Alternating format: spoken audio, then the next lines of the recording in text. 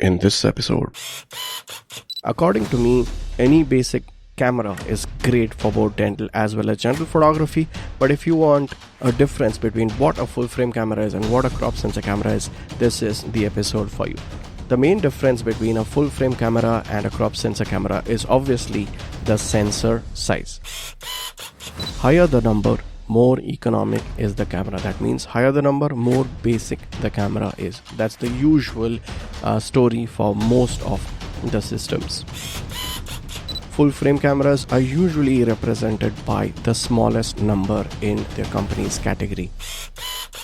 The company obviously expects that the professional camera will be used by professional users, right? So they do not provide with an inbuilt flash usually, which I feel is a big pinch.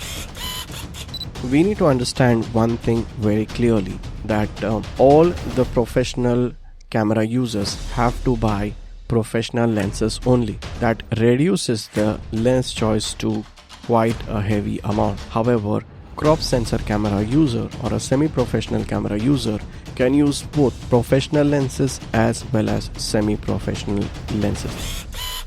If you're planning to buy a DSLR, usually the crop sensor cameras have an LCD that moves, and a full frame camera does not have an LCD that can move. Means it's a fixed screen. It will not come out or it will not move.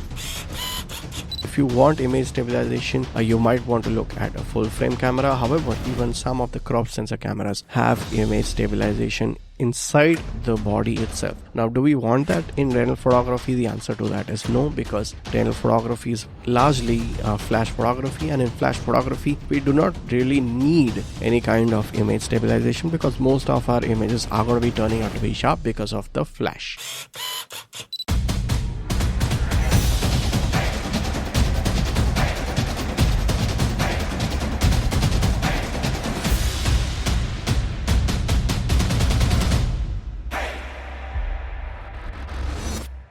You're listening to the Dental Photography School podcast, where I'll be sharing practical tips on clinical and general photography.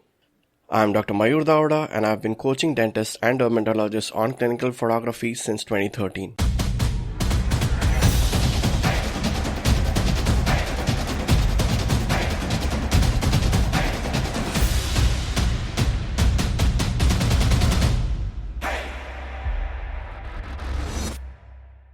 Which is a better camera for us, crop sensor or a full frame camera?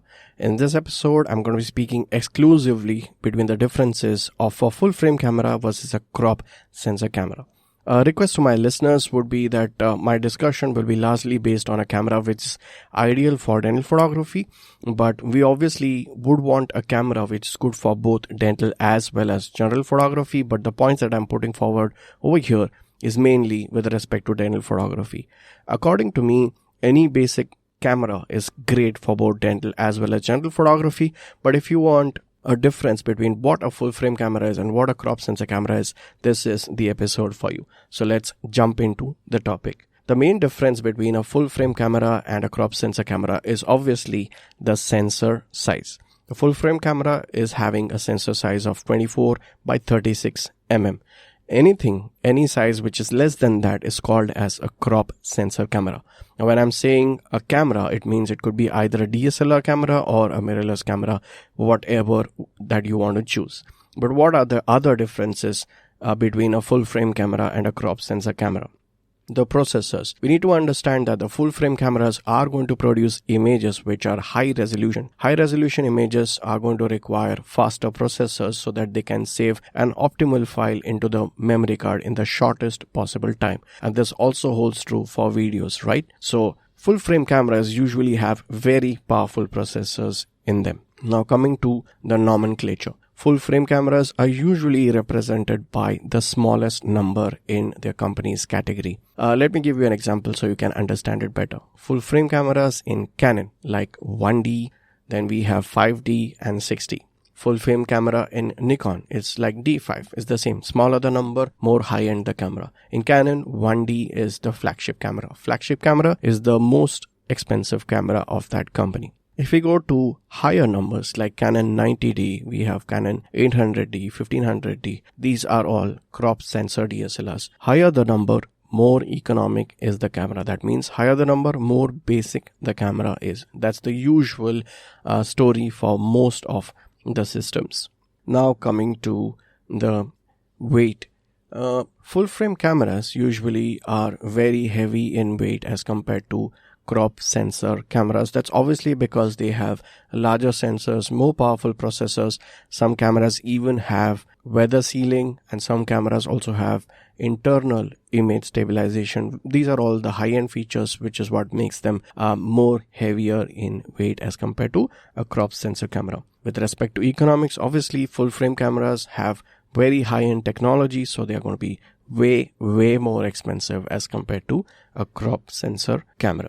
Now, personally, I feel that all these aspects are not as important as a couple of things that I'm going to be speaking about right now for dental photography. For example, the presence of an inbuilt flash. Now, full frame cameras, the company expects, now the full frame camera is also called as a professional camera, and a crop sensor camera is also called as a semi-professional camera. So the company obviously expects that the professional camera will be used by professional users, right? So they do not provide with an inbuilt flash usually, which I feel is a big pinch, which is a big drawback, because many times either the twin flash will stop working for a dentist, or a ring flash might stop working, or a studio light might stop working. So you definitely need a backup of an inbuilt flash in whatever you're going to be using for dental photography. It could be used solely by itself, or it could also be used as a master to trigger your studio lights during portrait photography. So I feel that inbuilt flash is a must-have, but unfortunately full frame cameras do not provide with an inbuilt flash usually. However,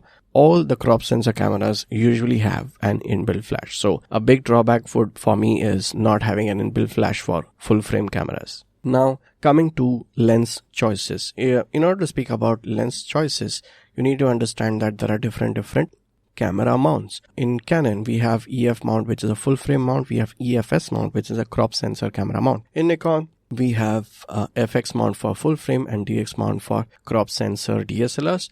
In Canon, for mirrorless cameras, we have RF mount for full frame mirrorless cameras and M mount for crop sensor mirrorless cameras. In Nikon, however, we have a Z mount for full frame. That's the mount for both full frame as well as crop sensor mirrorless cameras for Nikon. But why am I talking about mounts suddenly? It's because of the lens choices. That was the topic that we were speaking about. Now, we need to understand one thing very clearly, that all the professional camera users have to buy professional lenses only.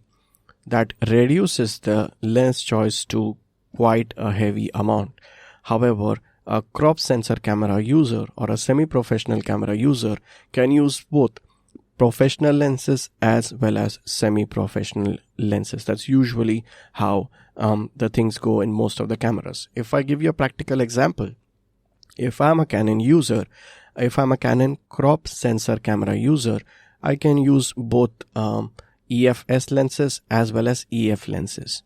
However, that's not the same for me if I was a full frame camera user. If I'm a full frame camera user or an EF mount user, I can use only EF lenses and not EFS lenses. To give you the bottom line, professional cameras can take only professional lenses. However, semi-professional cameras can take both semi-professional as well as professional lenses. To make it even more simpler for the listeners, you need to understand that the lens choices for professional camera users is way less as compared to semi-professional camera users, and you've got to be absolutely sure about what you're purchasing for dental photography or even general photography, whether it's going to fit on your camera or not. So make sure that you have a double look if you are a full frame camera users. However, if you're a crop sensor camera users, you can be a little careless and you can still go through and you can still survive if you've made a mistake. But if you're a full frame camera user, you have to be very particular about buying lenses that they are for your camera only. Now coming to something more practical, that is the file size. Now obviously having a higher resolution is a huge advantage for most of us, but full frame cameras deliver very heavy file sizes. So if you're into the habit of not editing your pictures so much, not cropping them so much, having a full frame camera might not give you a very big advantage. In fact, your computer memory might keep on getting full because your image size is very heavy as compared to an image image by a crop sensor camera. So this is one thing that you might have to keep in your mind. If you're a full frame camera user, maybe you might have to invest on more number of hard disks, because you obviously going to be storing the RAW file as well as the JPEG file. One more thing that you need to consider is the battery life, which is also a very practical point. Usually the high-end cameras, that's the full frame cameras, they have a better battery as compared to a crop sensor DSLR. That is, in a full charge, the full frame cameras probably might give you a higher number of files as compared to a crop sensor DSLR. If you think this is something that's important for you, you should keep it in mind. But obviously, if the battery life is more, the battery weight is also going to be more, and that is going to make your entire system more heavy as well. Now coming to the LCDs. Most of the full frame cameras have LCDs which cannot move. So if you are someone who wants an LCD in your camera to move or to come out, or it's also called as a flip screen or a vari angle screen, then you might have to think about switching over to a crop sensor DSLR. However, I personally think a screen that comes out does not give a very big advantage for dental or general photography, very honestly. Although I have it in my cameras, I don't really use them much. But if you think it's important for you, you might have to think about choosing a crop sensor DSLR. In mirrorless, however, this is not really true. In mirrorless cameras, both the full frame as well as crop sensor DSLR might have an LCD that moves in one way or the other. But if you're planning to buy a DSLR, usually the crop sensor cameras have an LCD that moves, and a full frame camera does not have an LCD that can move. Means it's a fixed screen. It will not come out or it will not move. So if it's important for you, please keep this in mind. Now coming to accessories. Usually the accessories for full frame cameras, which are also called as professional cameras, are a little bit more pricey as compared to a crop sensor DSLR. This might not always be true, but generally it is true. But it's a little obvious that if you're planning to buy professional cameras, the lenses will be more expensive and the accessories also might be a little bit more expensive. If I want to give you an example, let's just say tripods. If I have a crop sensor DSLR, probably I can go away with a tripod which is just like 10,000 rupees or 12,000 rupees because my equipment is not that really heavy. But if I have a full frame camera and I'm going for wildlife photography with a professional lens, so the entire assembly becomes very heavy, and because of that I might have to invest on a tripod which is way more expensive, like in the range of 20,000 to 30,000 rupees. So it is going to affect your choice of accessories as well. Okay, so now coming to a couple of features which are not really important, but they are different in both the cameras. One of them is the autofocusing feature. Obviously, if you're buying professional cameras, they are going to equip you with autofocusing, which is way more accurate as compared to a crop sensor camera, because the high-end cameras usually have more cross-type AF points and more accurate autofocusing features like eye tracking or face tracking, which are way more accurate as compared to a crop sensor camera. In a crop sensor camera, we have less cross-type AF points, thereby the autofocusing might be a little slower as compared to full frame camera. But in dental photography, it does not really matter because we do not use our cameras on autofocusing mode. We use our cameras on manual focusing mode. Similarly, full frame cameras might have a faster frames per second. That means in 1 second, you might be able to take more number of pictures. Like in 1 second, you might be able to take 9 pictures to 11 pictures also sometimes if you have a full frame camera. But in a crop sensor camera, you might have to read how many frames per second you have. If you have an entry level camera, it might be close to 4 frames per second. But again, we do not use multi-burst shooting for dental photography, so it's not really that important to have higher or faster frames per second for a camera which is required for dental photography, because we never use our cameras on multi-burst mode like we use in wildlife photography. Now coming to a couple of other aspects like videography. If you have a full frame camera, obviously you might have videos which could be recorded in a higher resolution. Like most of the full frame cameras today might give you a very good quality of high definition videos, or sometimes even 4K videos. In crop sensor cameras, maybe you might not be able to get such a high resolution, but again, if you have to ask yourself, the videos in high HD or 4K are going to be extremely heavy for you to be used. You have to ask yourself, why are you making the videos? Are you making the videos for social media? Then definitely 4K videos or high definition videos might be a really difficult thing for you to edit and even upload on social media. For social media, we honestly do not really want very high resolution videos because it might be difficult for you to upload. So you need to think why you are taking the video, and very honestly, just 720p videos might be great for any kind of social media usage, which is also present in any crop sensor DSLR. I'm not being biased over here, but I personally believe that crop sensor DSLRs can give you most of the things that you might require for your day-to-day social media experiences or even dental photography. Now, coming to the last thing, that is image stabilization. More and more cameras nowadays are coming up with inbuilt image stabilization within the camera body, which is probably a feature more seen in full frame cameras. If you want image stabilization, you might want to look at a full frame camera. However, even some of the crop sensor cameras have image stabilization inside the body itself. Now, do we want that in dental photography? The answer to that is no, because dental photography is largely flash photography, and in flash photography we do not really need any kind of image stabilization because most of our images are going to be turning out to be sharp because of the flash.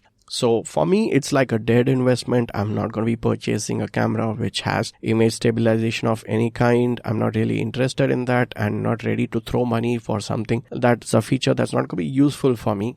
I'm not going to be restricting myself with respect to the lens choices as well. So for me, I think the best option would be a crop sensor DSLR as compared to a full frame DSLR for dental photography, or even a crop sensor mirrorless camera for dental photography as compared to a full frame mirrorless camera for dental photography. So that's about the differences between a crop sensor camera and a full frame camera. If you have any questions, please put it in the comments in the podcast so that I can answer it to you. If you have any other questions, we have an FAQ sections on dentalphotographyschool.in. Do check it out. If you're liking the podcast, please subscribe to the podcast and show some support by subscribing and liking and commenting on the podcast. I'm looking forward to see you in the next episode. Till then, goodbye. That's all we have time for in this episode. If you're getting benefited from my tips, do show your love by leaving a rating and a review. For tutorials on photography, do check out my channel Dental Photography School on YouTube. To participate in contests and live events, join the Dental Photography School Facebook and Telegram group. You can follow me on Instagram as Mayur_EOS Maestro or Dental Photography School. I'll meet you next week. Till then, keep listening, keep sharing.